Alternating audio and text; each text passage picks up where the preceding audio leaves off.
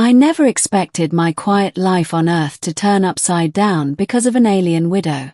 And yet, here I am, trapped in a situation I could never have imagined, caught between grief, responsibility, and a strange bond forged in the most unlikely of ways. The arrival. It began on a cold, silent night. I was walking home after my late shift at the diner when I saw the lights in the sky, green, pulsating, and unlike any airplane or satellite. I stopped in my tracks, watching as a small ship descended behind the old woods near my house. Curiosity pushed me forward. I approached the edge of the forest, and to my astonishment, a slender figure stepped out from the ship. Tall, with pale blue skin, large reflective eyes, and flowing silver hair. She looked fragile but carried an undeniable aura of strength. "Please," she said softly, voice almost musical but trembling. "I'm Alara." I blinked, dumbfounded. "Alara?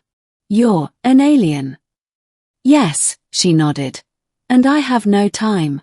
My husband, my mate, was taken from me. I am alone now, with our children. I beg you, human, please stay. Help me." The widow's plea. Alara's story poured out like a flood. Her planet, Valindra, was ravaged by war. Her mate, Ren, was killed during a raid by hostile forces.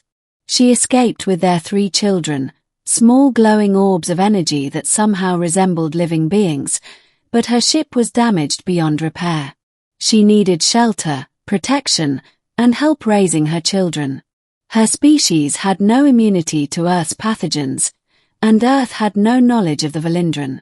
But she begged me to stay with her, not only as a protector but as a father figure for the children. I hesitated. Why me? I was just an ordinary guy, working a dead-end job, struggling to keep my life together. But looking into her eyes, so full of loss and desperate hope, I found myself unable to refuse. "I don't know anything about raising alien kids," I said. Alara smiled faintly. "I will teach you. I will warm your bed. Human. You will not be alone." Adjusting to alien life. The days that followed were surreal. Alara and her children moved into my small house on the outskirts of town. The kids were unlike anything I'd ever seen. Luminous spheres that changed color with their moods, capable of telepathic communication. They didn't speak with words but with feelings and images, a language that took me weeks to understand. Alara taught me to care for them, to recognize their needs. They required specific frequencies of light, gentle energy pulses, and warmth, both physical and emotional. I quickly realized they were vulnerable and needed constant care, or their energy would fade. Meanwhile, Alara's grief was raw and constant.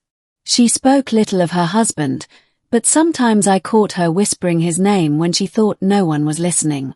I wanted to comfort her but feared overstepping. One night, I found her sitting outside, staring at the stars.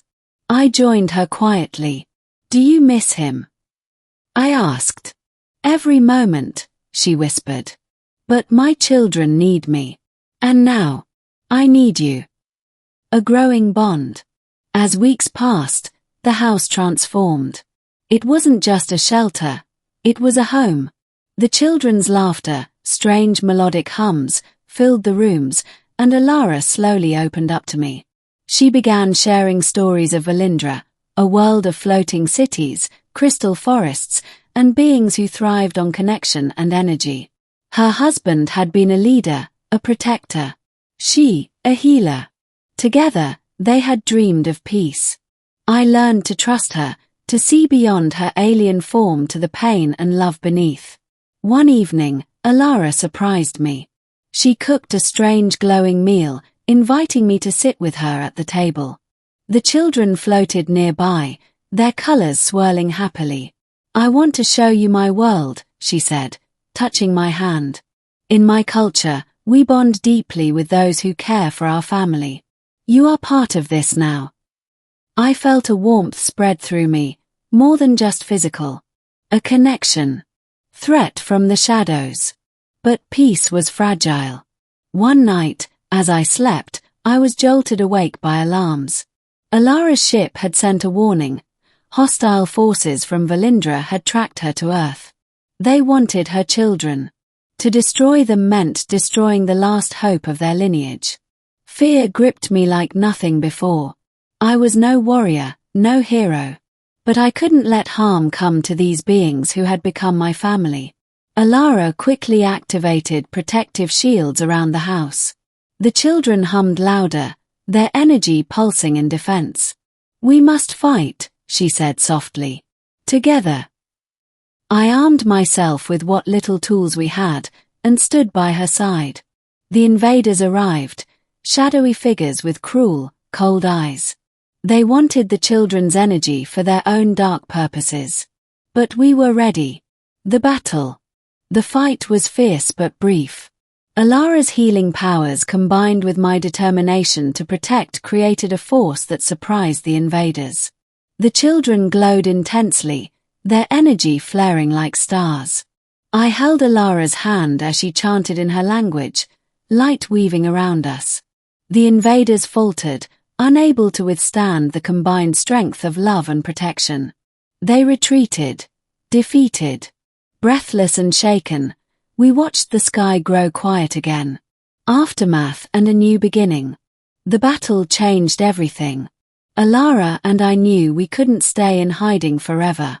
But the bond between us, human and alien, had grown into something real. She looked at me one morning, her eyes bright with hope. "You saved my children. You saved me. Will you stay? Not just for them, but for us." I thought of the lonely nights before she came, the strange and beautiful days since, the children who now look to me as family. "I will stay," I said. "For your children. For you." She smiled, a genuine warmth I had never known from another. "Then we will build a future. Together." And so, an alien widow and a human man forged a new family. One that defied worlds, species, and loss. In the warmth of our small home, beneath Earth's stars and Valindra's distant light, hope blossomed anew.